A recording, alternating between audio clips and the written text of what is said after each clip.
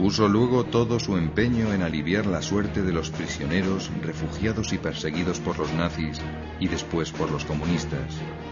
Fue, como todos los del siglo XX, un papa de gran talla humana y espiritual. Un cambio de estilo brotó del cónclave de 1958, en el que los cardenales eligieron al bondadoso y anciano Juan XXIII. Quienes le calificaron de papa de transición no imaginaban que iba a convocar el histórico Concilio Vaticano II, llamado a renovar la Iglesia.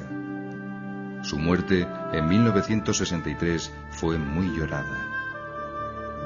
Ese año, el cónclave optó por un papa que terminó el concilio e hizo frente a nuevas dificultades internas y externas: Pablo VI.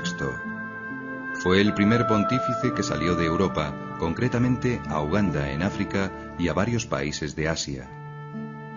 Pero su viaje más célebre fue a Tierra Santa. Pablo VI amplió el colegio de cardenales de 103 a 120 electores para dar cabida a los del Tercer Mundo, y dispuso innovaciones importantes para futuros cónclaves. Al cumplir 80 años, los cardenales perdían el derecho a ser electores del sumo pontífice. Esta limitación por edad sigue hoy en vigor. Otra novedad de Pablo VI fue la posibilidad de elección papal por mayoría absoluta, cuando no se alcanzara la mayoría cualificada de los 2/3, si así lo aceptan unánimemente todos los electores. Otra alternativa era el desempate entre los dos candidatos más votados. Esta innovación ha sido también mantenida por Juan Pablo II, quien además ha suprimido dos modos de elección en desuso: por aclamación y por compromiso. Solo se contempla ahora la elección por escrutinio.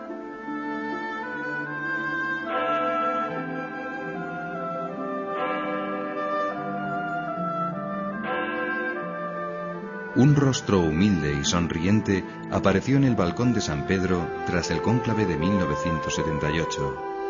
Era Juan Pablo I, tan próximo al pueblo que se ganó los corazones de quienes le escuchaban. La alegría del mundo católico apenas duró un mes. Las campanas volvieron a tocar a muerto y un nuevo cónclave fue convocado.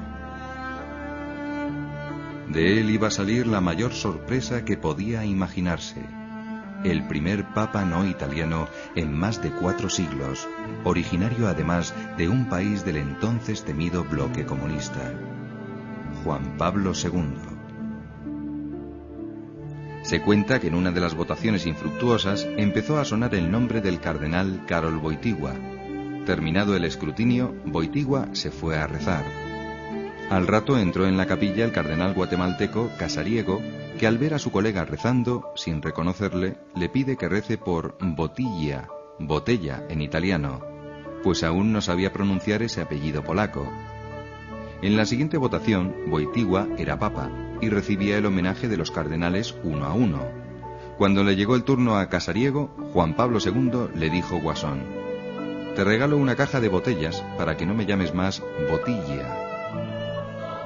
Llega el momento de máxima emoción. El primer cardenal diácono anuncia al pueblo el Gaudium Magnum, la gran alegría de la elección del nuevo sucesor de Pedro. Es la hora suprema que esperan todas las televisiones del mundo. Aparece la blanca silueta en el balcón de la Basílica Vaticana, habla e imparte la bendición a la multitud. Sia lodato Jesucristo.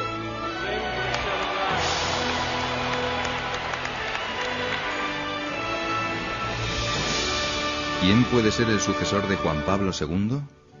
El viejo adagio romano asegura que quien entra papa en el cónclave sale cardenal. Pocos se atreven hoy a especular sobre nombres. La mayoría de los papables de hace pocos años han desaparecido de la escena y los profetas están escaldados. Yo creo que no hay que dar importancia a lo que dicen ciertos órganos de información, sobre todo escrita, porque no hay fundamento. No hay ninguna razón objetiva. Cada cual puede hacer sus especulaciones, pero una cosa es especular y otra que sus especulaciones correspondan a la verdad. Cuando los cardenales se reúnan en cónclave y sean iluminados por el Espíritu Santo, el Papa que elijan va a ser una sorpresa para muchos. Porque va a tener estas dimensiones. Y nuevamente muchos no sabrán dónde encasillarlo. Y muchos dirán, ya podemos resucitar, porque antes hemos estado oprimidos y ahora... No. Es que pasó con el Papa Pablo VI y Juan Pablo II. Los mismos que a Juan Pablo II lo han vituperado son los que vituperaron a Pablo VI. Los mismos. ¿Por qué? Porque en definitiva no aceptan la figura de Pedro. No aceptan uno que tiene como misión el confirmar en la fe y mantener en la caridad y mantener a la Iglesia viva, no una Iglesia disuelta y una Iglesia que se confunde con el mundo. Más prudente es valorar las probabilidades de que sea de tal o cual área geográfica. He visto varias de las listas, por ejemplo, salió en julio pasado un libro de un periodista muy bien documentado, la verdad, en el que habla del cónclave y al final presenta una lista de posibles candidatos. Han pasado 6 meses o menos y ya eran 20, pues yo creo que ya 10 de esos ya no son candidatos, o bien porque se han muerto, o bien porque se han jubilado, hayan presentado su renuncia. Es lógico pensar que uno de los cardenales italianos estará dentro de las posibilidades que los cardenales puedan barajar en un primer momento. Sería imposible no pensarlo. Por otra parte, tenemos la realidad de América Latina, como antes decía, con más de un 40% de los católicos del mundo, un continente, ese continente de la esperanza que hasta ahora ha sido evangelizado y que ahora tiene que convertirse en evangelizador. Entonces, también será un poco irremediable el que los cardenales piensen en un candidato procedente de América Latina, en alguno de los cardenales de las grandes sedes metropolitanas de América Latina o de los que colaboran aquí en la Curia Romana con Juan Pablo II. ¿Y no podría ser un español? No sería la primera vez.